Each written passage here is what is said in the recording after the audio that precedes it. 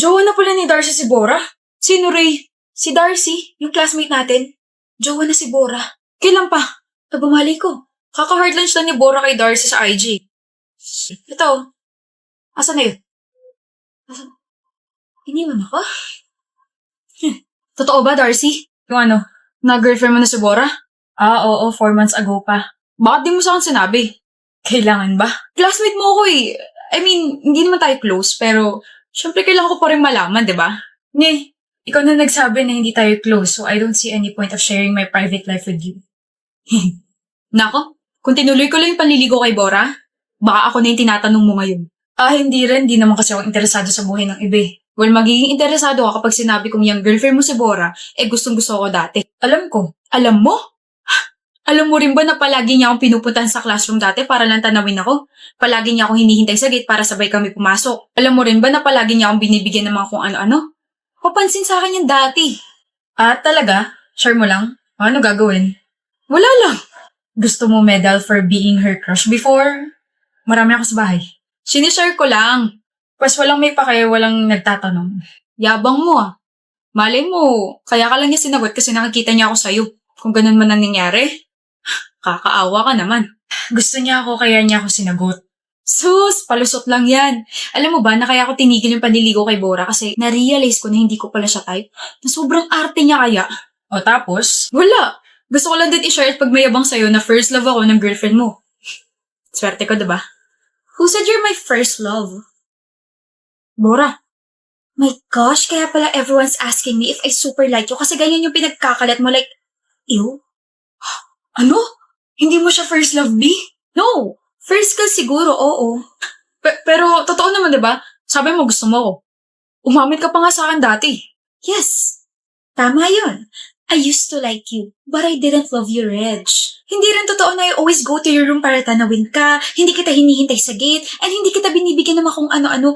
Hindi ko sasayangin yung pera ko dahil lang gusto kita dati. Hala, hindi totoo yun? Big no, B. I only confessed to you, but you were so mayabang kaya. Tapos not true rin kaya na tinigil mo yung panliligaw mo, na hindi nga kita binigyan ng chance para ligawan ako eh. Also, super turned off ako sa'yo when you tried to steal a kiss from me. Like, Germ, stay away! Ugh, love it so much, she.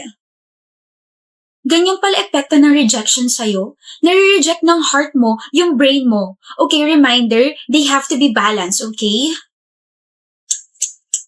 I'm glad na may character development ako. I'm glad na I upgraded my standards. And I'm glad na nagsatal ako sa isang taong nire-respeto ko. Slade! Stop spreading lies about us and about my feelings. Stop pestering my boyfriend and stop being so bitter. Move on din pag may time or di kay gayahin mo yung nasa sweatshirt mo. Self-love. Let's go, Darcy. Let's go! Yan, kung kailan may iba na, tsaka ka maghahabol. Tsaka ka ngayon magiging bitter. Sabi ko naman kasi sa'yo, wag mo i-take advantage yung feelings ni Bora sa'yo kasi may kapalit yun. Doon ka na nga. Go, Team Dara! Ang ilan na yan? Pang-anim na. Hindi mo pa rin alam kung sino naglalagay? Hindi ko mo tsempohan eh. Tinry ko pumasok na maaga pero nakapatong na agad yung flower sa desk ko. Kaka-intriga naman, kainis. Sana all. Chad? Oh. Ikaw ba nag-iiwan ng mga flowers sa desk ko? Natanggi ko yung desk mo. Nalaglag to bulaklak kaya pinulot ko. Oh. Awe, tunog dismayado ka yata. Ine-expect mo ba ako naglalapag ng mga basurang bulaklak dyan sa desk mo? Basura? Oo, bakit? Hindi lang yan yung basura. Pati yung nagbibigay, basura rin. Di ka man lang mabigyan ng totoong bulaklak. Bitter ka lang siguro. Hindi ako bitter. Bitter ka, Chad. Bakit ako magiging bitter ako nakapag-break sa'yo? Visit? Bakit ba ako nakikipag-usap sa'yo? Bakit nga nakipag-break ka sa akin? Girl, walang iniwan na bulaklak sa desk mo ngayon. Bakit kaya? Obligado ba yung taong yun na mag-iwan? Oo, hindi man lang pinaabot sa Valentine's. Ay, nabitin kilig ko. Olivia, pupunta kaming mall. Sama ka? No, may pupuntahan ako eh.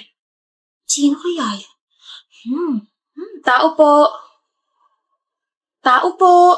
Ano ba yun? Chad, ginagawa mo rito. Absent ka kasi. O ano naman sa'yo? Ngayon ka lang umabsent so I got worried. Ay, mas ka na. Well, hindi ako aalis hanggat hindi mo inaaman na ikaw talaga yung naglalapag ng mga bulaklak sa desk ko. Nagsasabi mo dyan. Bakit ka may hawak na bulaklak na katulad nung sa akin? Anak ng gatas naman. Easy. Oo na. Sa akin galing yung mga yun. Okay na. Umalis ka na. Mahal mo pa rin ba ako? Anong klaseng tanong yan? Chad naman ni, kailangan ko malaman. Kailan ba ako tumigil na mahalin ka? Uy, bakit ka nakapag-break sa akin kung ganon? Tinawag mo pang basura yung mga handmade flowers pero ikaw rin paling gumawa nun. Di kita maintindihan. Baka tawanan mo ako eh. Nung Christmas, yung nagpadala sa'yo ng 24 roses, di ba? Hindi ko tinanggap yun, sinauli ko yun. Alam ko, sinuli mo naman yun pero insecure ako eh. Pakiramdam ko hindi ako karapat dapat para sa'yo. Kaya yun, pagkatapos ko makipag-break sa'yo, nagalit ako sa sarili ko. Buong iniisip ko nung time na yun. Tapos napagdesisyonan ko na mag-part-time sa isang fast food chain para kapag nagbalikan na tayo, may mabibigay na ako sa'yo. Tapos bumili ako ng materials pang crochet kasi yun yung kasya sa budget ko eh. Kaya pasensya na kung you're more than enough, Chad. You, your efforts, your love are more than enough. Kaya instead of breaking up with me, tell me more about what you feel. Hindi naman ako mapapagod na bigyan ka ng assurance eh. Sorry.